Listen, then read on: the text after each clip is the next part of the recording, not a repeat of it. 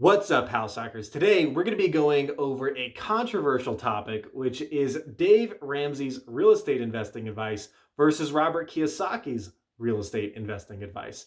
Now, in case you don't know who I am, my name's Davin Sundvik with the House Hacker Tribe, and we go over real estate investing strategies and advice so you can outcompete in this market.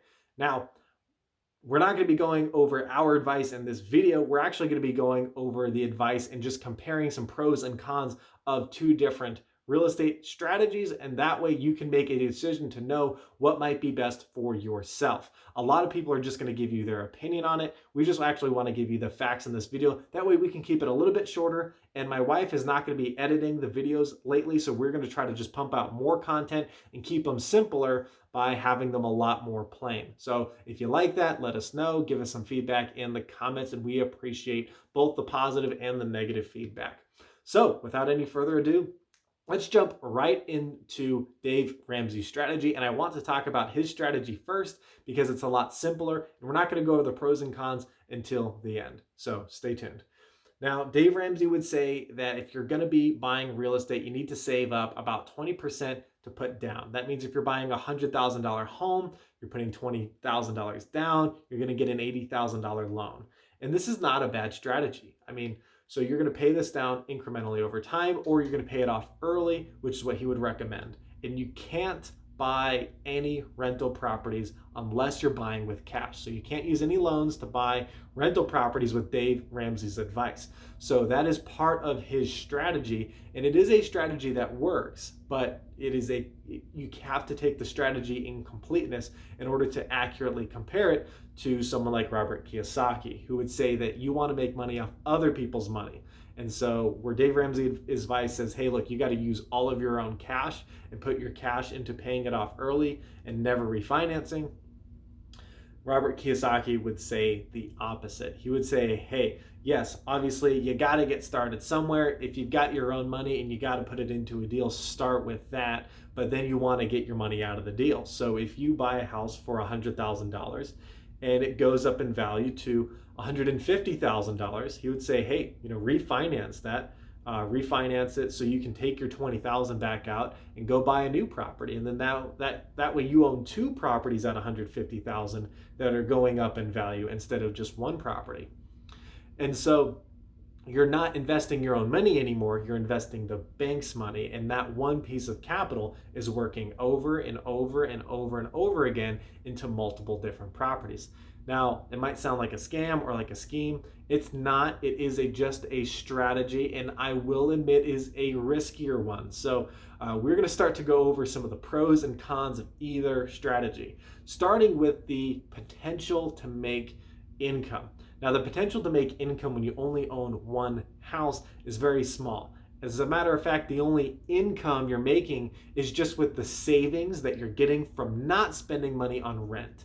So you could have been spending $1,500 a month on rent. Instead, you're paying $1,000 a month on mortgage. Your income is $500 a month because you could have been paying $500 somewhere else.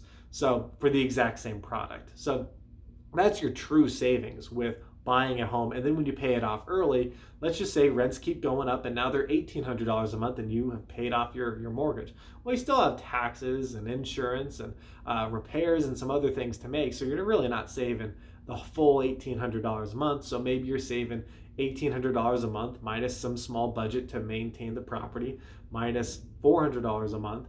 And so you're really only saving, $1,200, $1,600 a month, just somewhere in that range.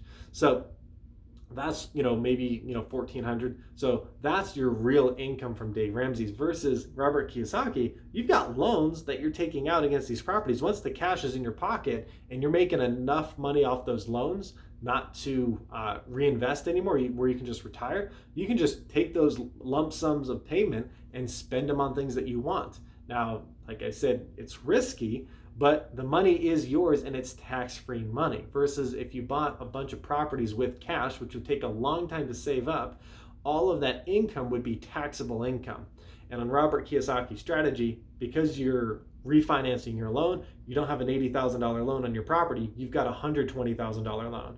So you're going to pay more in interest, and this increase in interest is going to take away your revenue. So your revenue is going to be subtracted from all this interest and taxes and insurance and repairs that you're making. And by the end of the day, you're probably not going to be paying any income tax, because you're probably going to be about breaking even at that point. So there are some advantages. Like I said, you get massive income, you can retire early, but there's some extra risks. And so let's talk about those risks. If the market were to go down and one of your tenants were to stop paying rent, it's going to be very difficult for you to maintain the payments on those properties. Now, you should have a huge lump sum of cash from refinancing, which is part of this strategy. However, just because you have a big lump sum of cash, if you were expecting to spend it on your basic expenses to live, instead of spending it on covering the fees and costs of not having a tenant in your property, it completely negates the entire point of the strategy. So there's one risk right there, is if the economy goes down and you can't cover this for some reason and you end up short on cash, you might lose your assets a lot easier than if you lost your assets with Dave Ramsey's model. Now, you can still lose your assets to the bank under Dave Ramsey's model, but the odds are much lower. I mean, your payment's going to be smaller, you're paying it off sooner, and you're not taking extra risks. And so hopefully between all of those things, you're going to have a much easier time keeping the properties. But if you ever did lose them, you're losing all of your own capital and all of your own cash that you put into the properties. Versus if you lost your properties over here, at least you've refinanced your money back out of the properties. That cash is sitting in your pockets, and you can then use that cash to go reinvest and start all over again. So at least you got some seed money to start over with if you lose your assets on this side, versus on this side, you lose everything. You got it all in there, unless you got a stock or a brokerage account where you've been keeping some other investments, maybe like some bonds or some whole life insurance. So don't think that risk is the same. You're just talking about different risks. You're trading one risk for another risk. So as far as competing with the stock market, which one would actually compete? Well, Robert Kiyosaki's model is actually going to beat the stock market from what most financial advisors would advise on. And when I say that, I'm talking about like index fund investing or types of investments that are at least safe enough to be reasonable enough to retire from, that most financial advisors would advise on. Those are the kinds of assets that you will definitely beat with this real estate investing strategy. Versus when you're investing in just real estate with your own cash, you might beat it in the short run because you might have some big swings in the real estate market in either direction that might cause you to outperform the stock market. But in general, as your cash accumulates into your property, the more cash you have, the more investment you have with the same returns, it lowers your return on investment. And so over time, this is going to be a much lower returning asset than your other methods of investing in real estate, where you're going to be refinancing and taking out loans and getting more leverage to acquire more assets. So what about exposure to inflation? Now, on one side, you've got hyper exposure to inflation, which means that if inflation goes up by 1%, you're affected by that inflation a lot more than another person. And you're affected in a positive way by this inflation. So by being a landlord, when inflation happens, you make more money. But by being a homeowner, when inflation happens, you just kind of get a bigger discount from the money you would have been paying in rent to a landlord. So it is good to get a bigger discount, but a bigger discount is not the same thing as getting more income. And so you have a little bit of exposure to inflation, which is a good thing. It's a great diversification tool in case if you only invested into the stock market, you might not have great exposure to inflation. And so that's why real estate is one of those great assets to have.